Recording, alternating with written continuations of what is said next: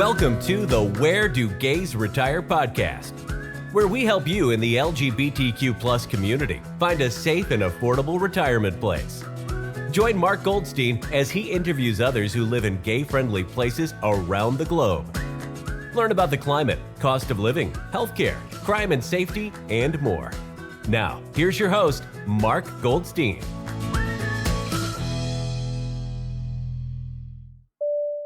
Brace yourself, we're gonna crash. Heads down, stay down, put your heads between your legs. Smoke swallowed the cabin. Heat licked my arm. And in that instant, I made the choice that still defines me. Turn back into the chaos for my friend, or live with a question forever. I turned back. 43 years later, I'm going back to the place where it all happened. Quick heads up, people. This episode discusses an aviation accident and loss of life. If that's not right for you today, take care of yourself, and we'll see you in a couple of weeks. This is the Where Do Gays Retire podcast. I'm Mark Goldstein. Today we're off our usual route and also completely on brand, because where to live isn't just taxes and palm trees. It's the story you carry and the life you're willing to claim next. On September 13th, 1982, I survived the crash of Spantex Flight 995 in Malaga, Spain. I wrote about it years ago. This fall, 43 years later, I'm going back to Malaga for the first time since that day. Why return? Why was I spared when others weren't?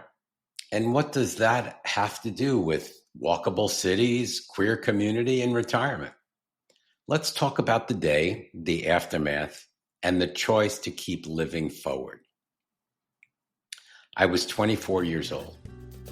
Four of us, Gail, Alan, and Mindy, plus me, had booked a 10-day budget tour with Carefree David. A round-trip JFK Spain airfare, hotels, transfers, meals, and guided visits through Madrid, Sevilla, Granada, and the Costa del Sol. The whole shebang was for about $660. That was a deal and a half, and we traveled like a rolling family, bus to bus, city to city. Malaga was our final stop before the flight back to JFK. Before we ever saw the plane, there was chaos at check-in. A wall of people, short tempers, and rumors ricocheting off the tile. Word spread the flight was overbooked and the airline was asking for volunteers to stay behind.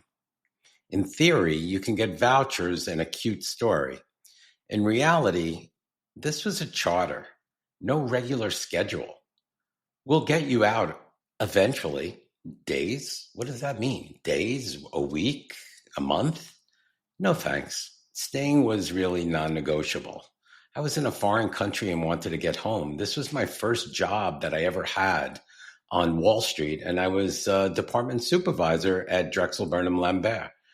And I wasn't about to jeopardize it by getting stranded or haul my suitcase of dirty laundry around Spain for another week.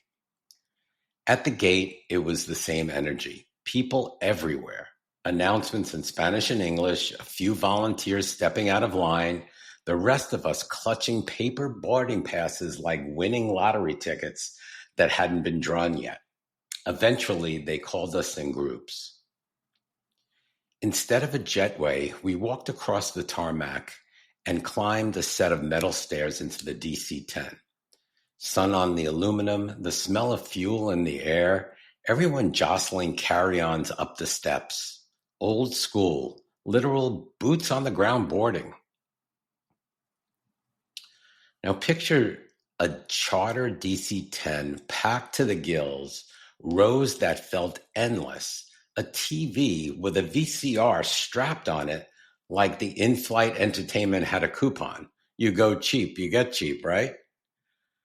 We line up on runway 14. Acceleration feels normal until a harsh vibration creeps up through the floor and into our bones. It spikes right as the captain begins to rotate. In a split second, he rejects the takeoff above the usual go, no-go speed pilots are trained to honor. There are about 4,250 feet of runway left. It isn't enough. We leave the pavement at just 110 knots. That's about 127 miles per hour. Strike the runway's alignment antenna and the small shelter next to it, tear through a fence, cross the Malaga Torremolinos highway, hitting vehicles. I remember hitting a bus and some trucks, smashing into a low farm building. Engine number 3 separates at that point. 3/4 of the right wing and the right horizontal stabilizer are torn away. We stop at a feet about 1,480 feet beyond the runway end, and the aft cabin in the back catches fire. That's where we were sitting. When the plane finally stopped, there was this surreal sound. Hundreds of people's Yadro porcelain statues. Remember that 80s collector's craze? Everyone loved those Yadros. You heard them shattering in the overheads and in the aisles. A tinkling crash, then silence, then screaming. Inside is chaos, black smoke. Can't see, panels down, heat you can feel in your teeth. Some passengers were reaching for the overhead bins, trying to pull down their carry-ons. I don't know if it was out of habit, panic, or denial, or just to get their Yadros. Women had already kicked off their shoes for the long flight. Many ran outside barefoot.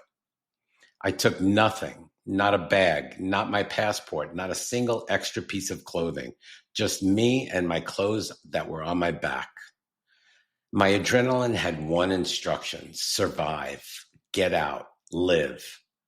I vaulted seat backs, reached over the overwing exit, flirting with flames. The exit wing was engulfed in flames, actually.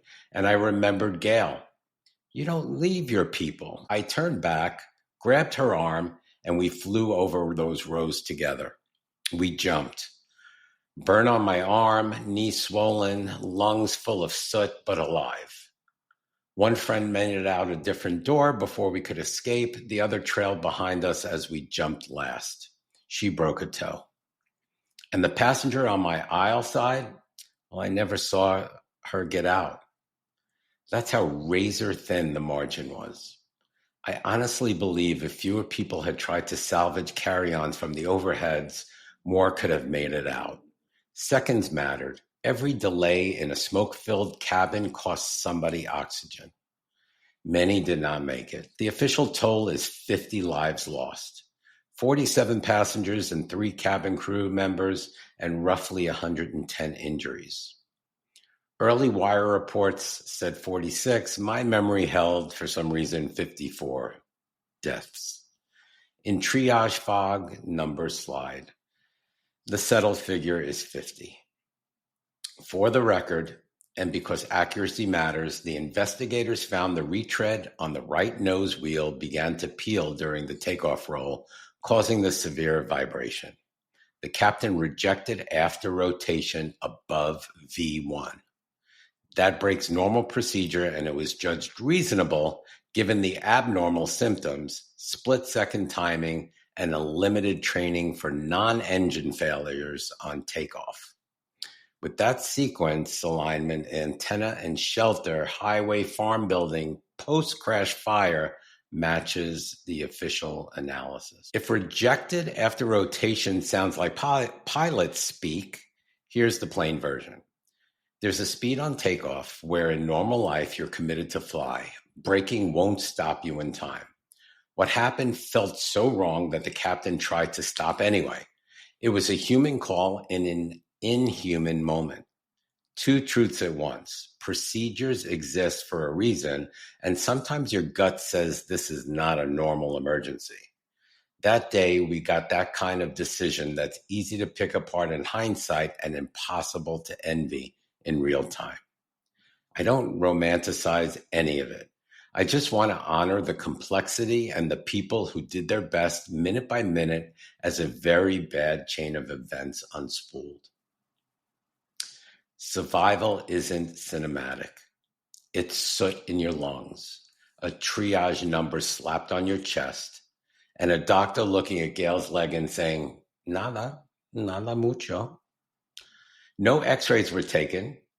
She couldn't walk, but in the blast radius of real catastrophe, a torn ligament reads minor. Back in Brooklyn, her doctor found torn ligaments in her leg. We were released from the hospital and bused to a hotel in Malaga where we met up with Mindy and Alan. Then we waited about 12 hours for word that an Iberia 747 was coming to take us home. When it did, they flew us to JFK without passports, just us, and a passenger list they were still trying to confirm. It was a triage plane, bandages, casts, face like shock has been iron flat. I remember a girl getting sick before we even pushed off. And I remember the cabin's quiet, the kind of hums under the air vents. You could hear your own heartbeat. Then time passes and everyone else goes back to errands and dry cleaning while you're walking around in 4K HD. Food tastes different. Arguments feel smaller. Gratitudes get louder if you let it. It also cemented something I talk about on this show every week. Community is not optional. People saved each other that day, front to back, back to front. That's the same muscle we flex when we choose a neighborhood, a city, a country. You're not just picking geography, you're choosing your safety net. And yes, turbulence still taps the tripwire. You can be fine for months and then one hard bump and your body says, oh, we're back there. You learn to answer it. Thanks for the warning. Stand down. If you're able, take a breath with me for the 50 lives we lost. For the families who lived in limbo, who flew across an ocean for answers. For the helpers who ran towards heat and smoke. Thank you. We keep going in their honor. So why return now? Because grief has chapters, and sometimes simply being back in Malaga, walking past a cafe, catching that salty breeze off the water, hearing Spanish in your ear again is enough to bring every memory forward. I don't know if I'll go anywhere near the old crash area. I might not. I don't need a specific spot to remember. The city itself is the trigger and the bomb. Here's my plan. Call it a ritual, not a schedule. A morning walk, maybe with the phone off, not sure. A small pebble tucked somewhere, meaningful with a whispered thank you. A letter to my younger self, folded, left somewhere only I'll remember. Dinner with my husband where we order too much and toast the ordinary, because ordinary is a privilege. Here's the letter to my younger self. Dear Mark, age 24, knees buzzing with adrenaline and soot in your lungs. You did the right thing. You turned back for your friend. That moment will echo for decades, and when it does, I want you to hear this. Courage isn't the absence of fear. It's a decision to love someone more than you fear the fire. You won't save everyone. That will hurt. You'll replay faces you didn't see again and wonder if you could have done more.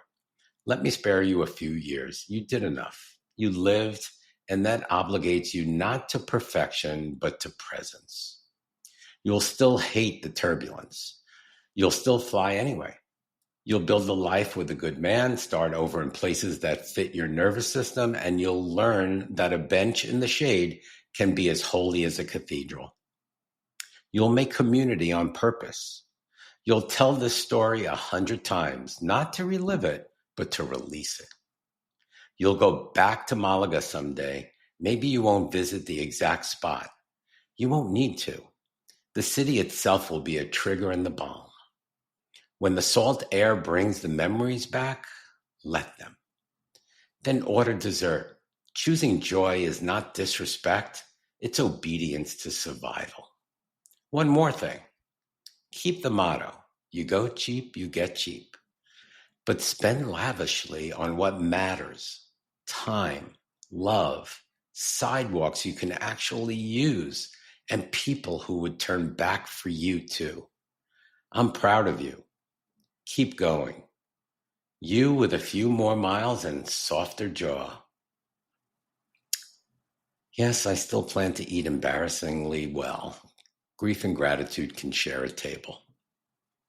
That's why I'm going back, not for geography, but to integrate the life I got with the place it started. People ask why I hammer walkability. Because I'm always talking about walkability. I just don't really like to drive. Here's why. Surviving a crash didn't make me afraid of life. It made me allergic to places that strand me. When we ask, where do gays retire? What we're really asking is, does this place give me choice, community, safety, and a calmer, everyday life? Let's make it practical. Take this with you on your next scouting trip, the 10-minute street test. Start at your front door or at the door of the place you're considering. Walk 5 minutes out, 5 back. Count the crossings. How many times did a car have to do you a favor, quote unquote, so you can live your life? Shade and seating. Did you have a tree every so often? A bench? Benches are public hugs. Noise. Can you hold a conversation without shouting? Errands. On that tiny loop, could you grab milk, meds, or coffee? Transit and taxis. If your knee flares, how quickly can you bail out and still get home? Queer signals. Rainbow stickers on a cafe door, a flyer for Pride seniors, a bored barista who lights up when you say you're new to the area. Night walk. The same loop after sunset. Does it still feel okay? Are the lights good? Are there people around? Score each one of these from 0 to 2. Anything over a 10 is promising. Over 14, that's a place worth a second date. And a quick word for my car lovers. I'm not anti-car. I'm pro-choice. The question is whether a place forces a car for every errand or whether it offers other options. As we age, options are dignity. Also, if the barista remembers your order by day 3, baby, you already live there. So, as far as I'll give you a little example of a fear of flying workshop. I hear you. I want the life, but that 10-hour flight, no, let's do this together. 3 parts, before, during, and after. I'll even guide 2 short exercises you can replay on the plane. Part A, before you fly, pick your flight on your terms. Daylight if darkness spikes you. Aisle near the wing, less motion. Pre-board without apology. You're not special, you're prepared. Pack a calm kit. Noise-canceling headphones, a water bottle or water, protein snack, eye mask, 1 tactile thing, a stress ball or a smooth stone, just a touch. Brief your brain. Write a note that starts, if I feel panic, that means my body is trying to protect me. Put it in your pocket. Part B, on-board routine. Exercise 1, box breathing, about 2 minutes. Inhale 4, hold 4, exhale 4, hold 4. Do 8 cycles with me now. I'm not going to go through the 4.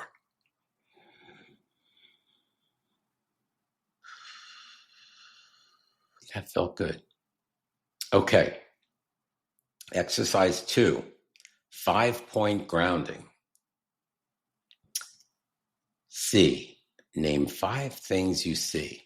Hear 4 sounds, close or far. Feel 3 points of contact. back, legs, or feet. Smell, 2 cents, cleaners, coffee. Breathe, 1 slow exhale to empty. Turbulence talk. It's uncomfortable, not unsafe. Wings flex by design. That's not failure. That's engineering showing off. Your seatbelt is your superpower. Crew script. Hi there. I'm an anxious flyer. If you see me white knuckling, a quick check-in helps. They're pros at this. Part C, after you land. Name the win. Say out loud, I did that. Move your body. 10-minute walk resets your nervous system. Don't interrogate yourself.